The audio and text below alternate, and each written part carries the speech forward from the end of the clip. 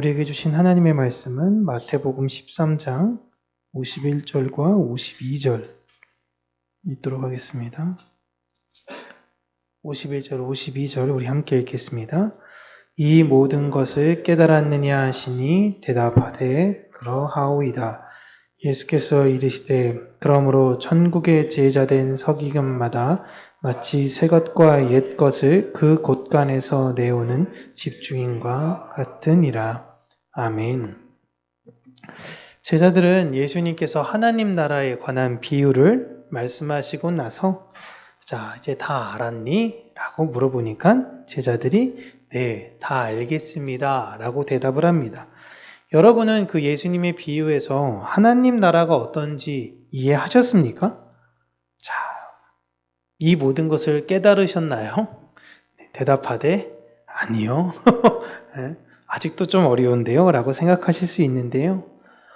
예수님께서 말씀하신 그 비유의 전체적인 골자는 하나님 나라라는 것은 우리가 만들어가는 나라가 아니라 하나님께서 만들어 가시는 나라, 그것이 하나님 나라의 핵심입니다.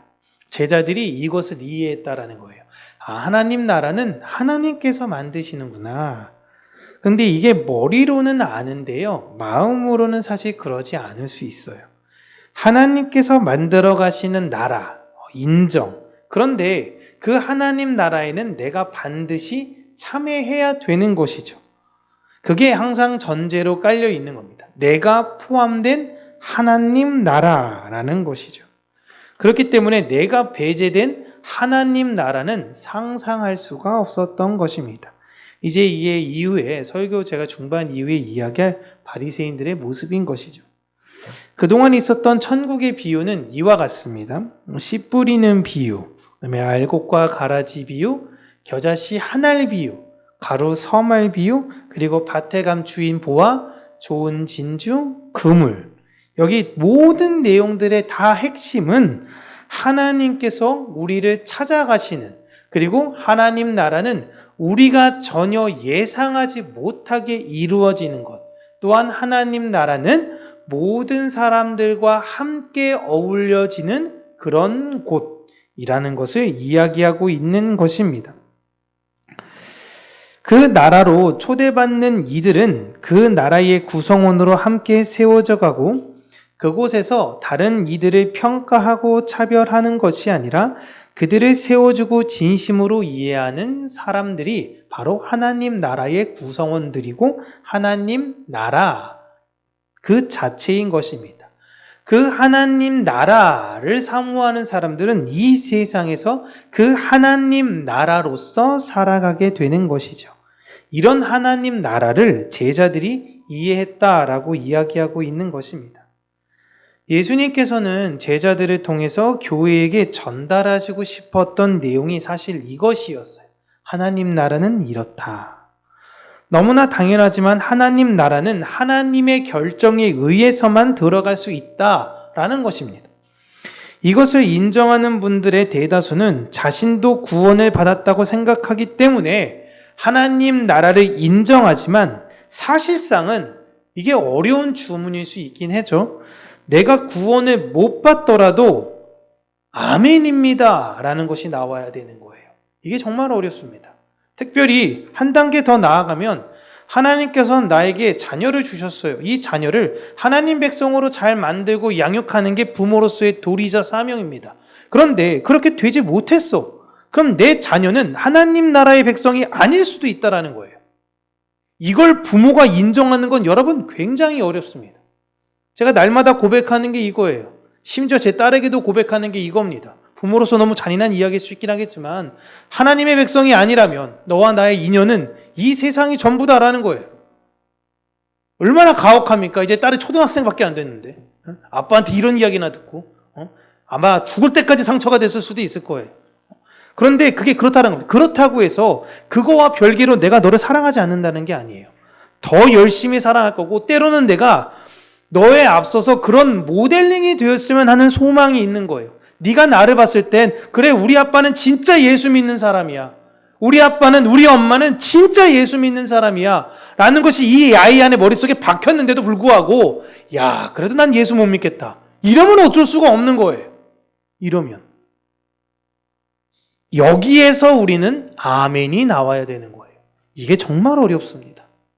차라리 하나님, 같이 못 가면 같이 못 가지. 나만 천국 가고 내 새끼는 천국 못 간다고요? 야, 이거 너무 슬픈데요.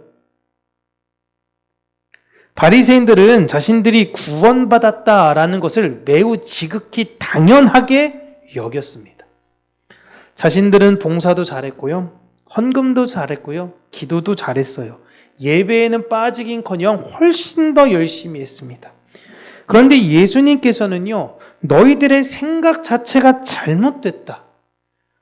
그런 행위에서 구원이 나오는 것이 아니다. 라고 반복적으로 말씀을 하세요. 구원에 대해서 너무나 지극히 받았다라고 생각하는 사람들은 구원에서 외면을 받고 있는가 하면, 구원에 대해서 진짜 구원이 무엇이었던지 궁금했던 바리새인인 니고데모 같은 사람은요, 예수님을 밤에 찾아가서 도대체 구원이 무엇입니까? 라는 걸 물어봤던 거예요. 이분이 예수님에게 그 얘기 처음 듣고 구원이 이런 거였구나라고 생각한 게 아니었어요. 그 훨씬 전부터 도대체 구원이란 무엇일까? 모두가 자기 주변에 있는 사람들은 다 자신은 구원을 받았대. 근데 나는 내가 생각해 볼 때 진짜 이러면 구원 받는 거야? 라고 생각을 했던 거예요. 그 와중에 예수 그리스도의 이야기를 듣고 밤중에 예수님을 찾아가 구원이 무엇인지에 대해서 물어봤던 것입니다. 구원은 받았다라고 생각하는 사람들이 얻는 것이 아니라 그 구원을 알고자 하는 사람들이 얻게 되더라라는 것이 성경의 내용입니다. 바리새인들이 어떤 사람인가요? 여러분, 매일매일 말씀이 있는 분들이었어요. 매일매일. 그리고 그 말씀을 가르쳤던 분들입니다. 그런데 이들은요, 예수님 얘기를 들을 생각도 하지 않았어요. 들을 귀 자체가 없었던 것입니다. 겉으로 보여지는 신앙이 아니라 내 내면에서부터 나오는 나에게 하는 본질적 질문. 왜 나는 마음에서부터 하나님 말씀대로 살지 못하는 것일까? 도대체 나는 뭐가 문제일까? 왜 나는 죄를 끊어내지 못할까? 왜 나에게선 생명과 사랑과 선한 열매들이 왜 나오지가 않는 것일까? 말씀이 문제인가? 내가 문제인가? 이런 인생의 치열한 질문과 괴로움의 흔적이 있어야 되는 거예요. 예수님 당시 환자들이 하나님이 진짜 살아계시다면 도대체 내가 뭘 그렇게 잘못했다고 문둥병에 걸린 것이고 내 피가 끊이지 않는 하혈이 나오는 것이며 도대체 나는 왜 이런 질고를 갖고 살아가야 되는 것인가 생각을 안 했을까요? 여러분, 좀 몸이 심각하지 않더라도 꽤나 아픈 병에 걸리면요, 우리가 누워서도 하나님한테 기도합니다. 하나님, 내가 뭘 그렇게 잘못했습니까? 하나님, 내가 잘못한 게 있으면 용서해 주세요. 이게 나오는 게 사람인데 하물며 1, 2년도 아니고 10년, 20년에 이런 병을 걸린 사람이라면 이런 질문을 왜 안 했을까요? 끝없는 질문 속에서 어쩌면 나는 하나님으로부터 버림받은 사람일지도 몰라. 이런 불안감 가운데 살았던 거예요. 그 문제를 예수님께서 찾아와 해결해 주신 것이죠. 결핍이 있다라고 스스로 느끼는 자들, 내 안에 부족함이 있습니다. 하나님, 나를 채워주시옵소서 라고 고백하는 그들에게 충만히 오시는 겁니다. 그렇게 하나님 나라가 소외되고 버림받는 그들에게 찾아와서 그들이 하나님 나라로 초대를 받는 거예요. 자격이 있어서가 아니라 정말 너무나 자격이 없는데 하나님의 은혜로 말미암아 초대받게 되는 거예요. 그 사람들이 바로 우리들입니다. 그리고 그 초대를 너무 감격에 겨워 다른 사람들에게 전할 수밖에 없으며 그렇게 하나님 나라가 확장되어져 가는 것이죠. 우리가 맛집 하나만 발견해도, 너무 좋은 장소만 발견해도요, 내가 사랑하는 사람들과 그걸 공유하고 싶어 해요. 이 집에 같이 갔으면 좋겠다. 이 절경과 이 비경을 같이 보고 싶다. 사랑하는 사람이 떠올라요. 그렇게 하나님의 사랑을 우리 안에 누리는 사람들은요, 하나님 나라를 전하지 않을 수가 없는 거예요.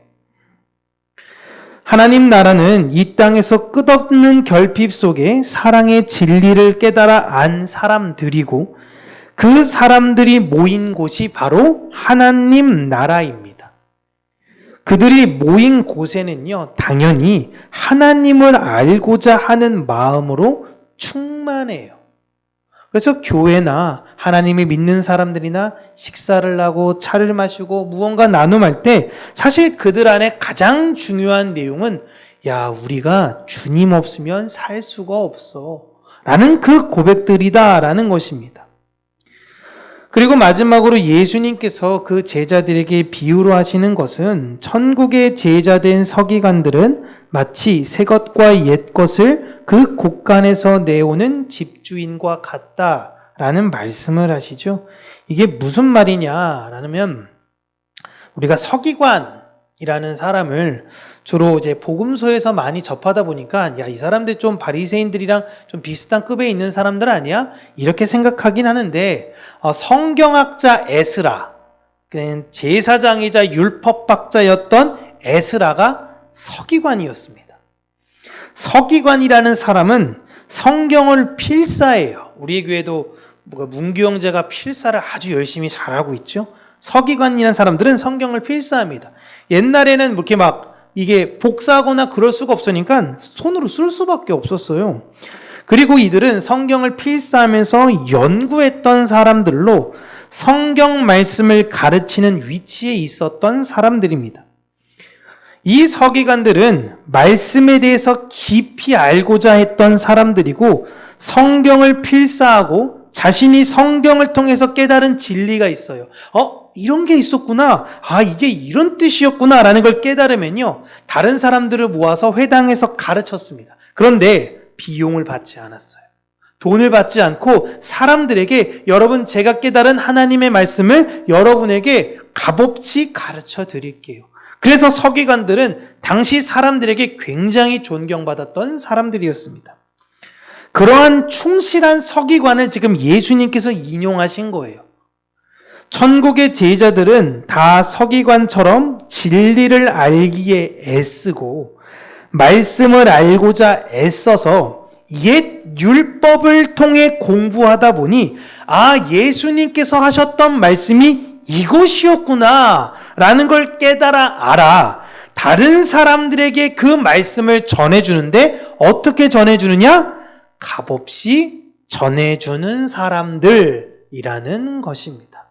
내가 너희에게 값없이 줬으니 너희 또한 값없이 주어라 라는 것이에요.